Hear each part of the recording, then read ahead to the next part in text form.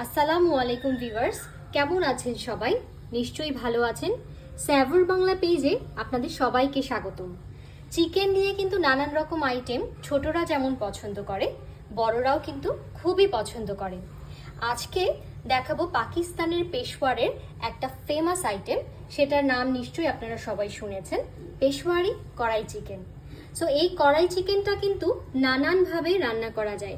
ওদের একটা authentic recipe আছে, কিন্তু আমরা কিন্তু যে যেখানে থাকি, যে যেই দেশে থাকি, তারা নিজেদের মতো করে একটু কাস্টম করে বানিয়ে নিতে পারি।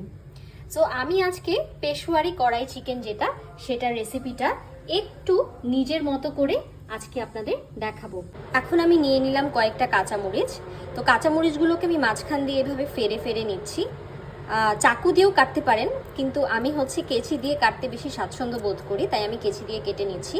আর কাঁচামরিচটা আপনারা নেবেন, কিন্তু আপনারা কতটুকু ঝাল খেতে চান সেই পরিমাণ অনুযায়ী আপনারা নিয়ে নেবেন। এখন আমি নিয়ে নিচ্ছি টমেটো। তো টমেটোটাকে আস্তা রাখবো না, কিন্তু আস্ত টমেটোটাকে আমি মাঝখান দিয়ে দুভাগে ভাগ করে নিব। এর কারণ হচ্ছে, টমেটো আর চিকেনটা যখন একসাথে মজে আসবে, এরপর টমেটোর যে চামড়াটা আছে একটু উঠে উঠে আসলে আমি চামড়াটাকে তুলে নিব। আর এই যে দেখুন, এই জায়গাটা, টমেটোর উপরের এই জায়গাটা, এটা কিন্তু আমি ট্রায়াঙ্গেল করে এভাবে কেটে নিচ্ছি। আমি আবার দেখিয়ে দিচ্ছি। এভাবে ট্রায়াঙ্গেল করে কেটে নেওয়ার কারণ হচ্ছে, এই যে বললাম টমেটোটা যখন মজে আসবে চিকেনের সাথে, তখন আমি চামড়া তুলে নিব। এভাবে কাটা থাকলে কিন্তু চামড়াটা আমি রান্নার মাঝখান দিয়ে খুব সহজেই তুলে ফেলতে পারবো। আমি এরকম বড় সাইজের একটা পেঁয়াজ নিয়েছি। এগুলো হচ্ছে আমাদের দেশি পেঁয়াজগুলো না, কিন্তু এটা হচ্ছে ইন্ডিয়ান পেঁয়াজ। তো এটাকে আমি 4 ভাগে, একটু বড় করে পেঁয়াজটা দিব, তো আমি 4 ভাগে ভাগ করে নিচ্ছি।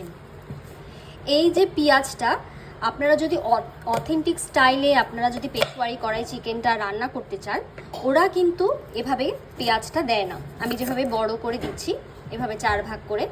সো আমি একটু ডিফারেন্ট একটা টেস্ট ট্রাই করছি পেশওয়ারি কড়াই চিকেনের সাথে।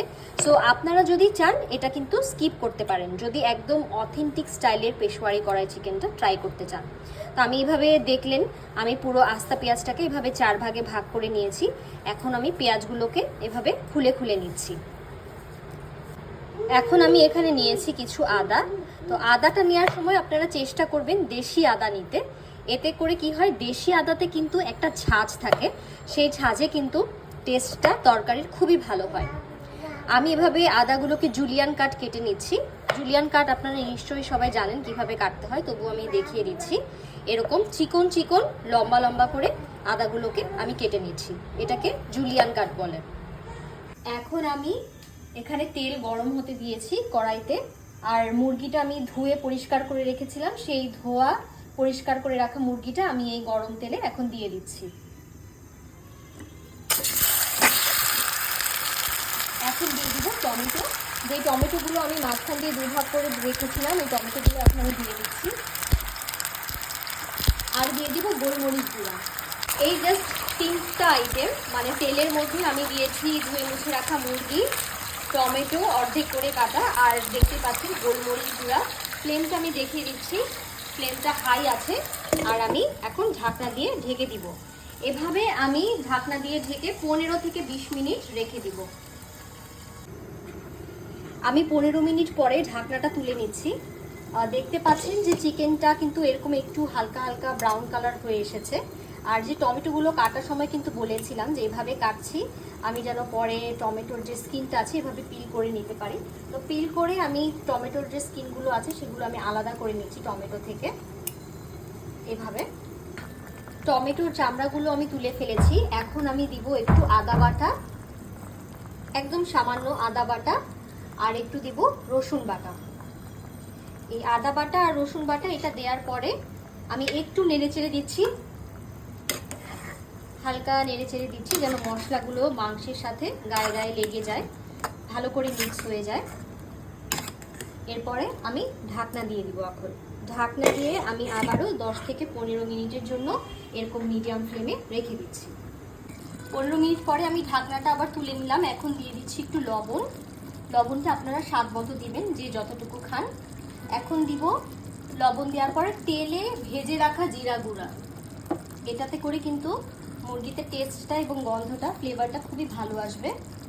জিরা গুঁড়া দিয়ে দিচ্ছি, এরপর দিয়ে দিব সামান্য একটু হলুদ গুঁড়া, আর দিয়ে দিব সামান্য একটু লাল মরিচ গুঁড়া।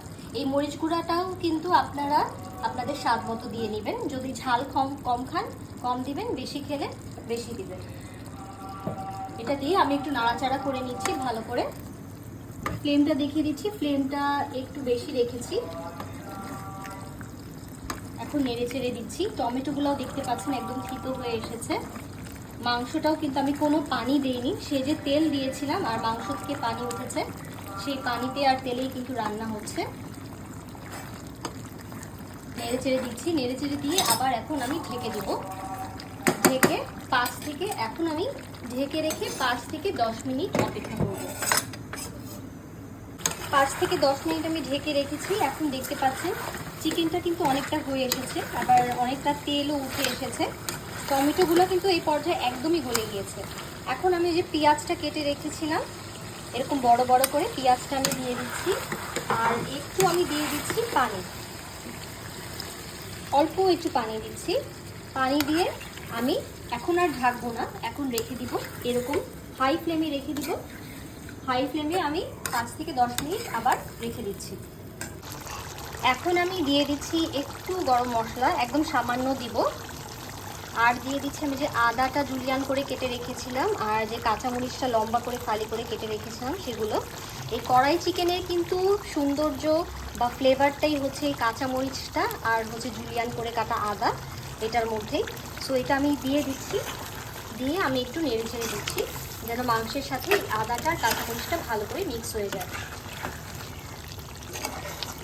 ভালো করে নেড়ে চেড়ে দিয়ে আমি এখন একটু ঢেকে দিব। ঢেকে দিলে আদার ফ্লেভারটা আর কাঁচামরিচের ফ্লেভারটা খুব ভালোভাবে মাংসের সাথে মজে যাবে। এখন ঢাকনাটা তুলে আমি নেড়ে চেড়ে দিচ্ছি।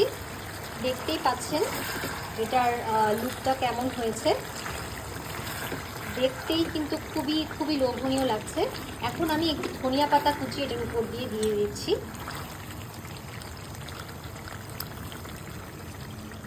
দেখতে যেমন টেস্টি লাগছে, খেতেও কিন্তু খুবই টেস্টি লাগবে, আর স্মেলটাও কিন্তু খুবই খুবই ভালো আসছে। কাঁচামরিচ, আদা, আবার এখন তো ধনিয়া পাতা দিলাম। ধনিয়া পাতা দিয়ে এখন আমি আরও কিছুক্ষণ রেখে দিব, কিন্তু ফ্লেমটা এখন আমি মিডিয়ামে রেখেছি। ফ্লেমটা এখন আর হাইতে রাখবো না। ফ্লেমটা এখন আমি অফ করে দিয়েছি। তো আমি এখন দেখাচ্ছি আমার কড়াই চিকেনের ফাইনাল লুকটা। এটা হচ্ছে কড়াই চিকেনের আমার ফাইনাল লুকটা, দেখতেই পাচ্ছেন।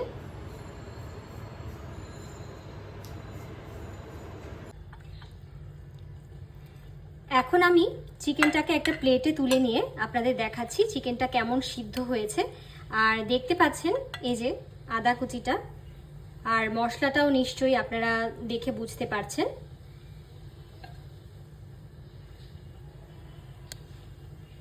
চিকেনটা এতটাই নরম হয়ে গিয়েছে, দেখতে পাচ্ছেন। আমি জাস্ট আলতো করে এভাবে ভেঙেছি কিন্তু উঠে এসেছে, একদম খুবই জুসি আর টেন্ডার হয়েছে। আর মশলাটা তো দেখতেই পাচ্ছেন, খুব সুন্দর একটা তেলে গায়ে মাখা মাখা মশলাটা হয়েছে। খুবই খেতে খেতে খুবই টেস্ট হয়েছে, খুবই টেস্ট হয়েছে। মাংসটা তো দারুণ সিদ্ধ হয়েছেই, আর স্মেলটাও খুব ভালো এসেছে, আর টেস্টটা কিন্তু অসাধারণ হয়েছে। জিরা গুঁড়া, গোলমরিচের গুঁড়া, আদা কুচি, কাঁচামরিচ সব কিছুর কিন্তু খুব সুন্দর একটা ব্লেন্ডেড ফ্লেভার এসেছে। আপনারা বাসায় অবশ্যই ট্রাই করবেন, ট্রাই করে বলবেন কেমন হয়েছে এবং সবাই পছন্দ করেছে কিনা রেসিপিটা, সেটাও কমেন্ট করে অবশ্যই জানাবেন।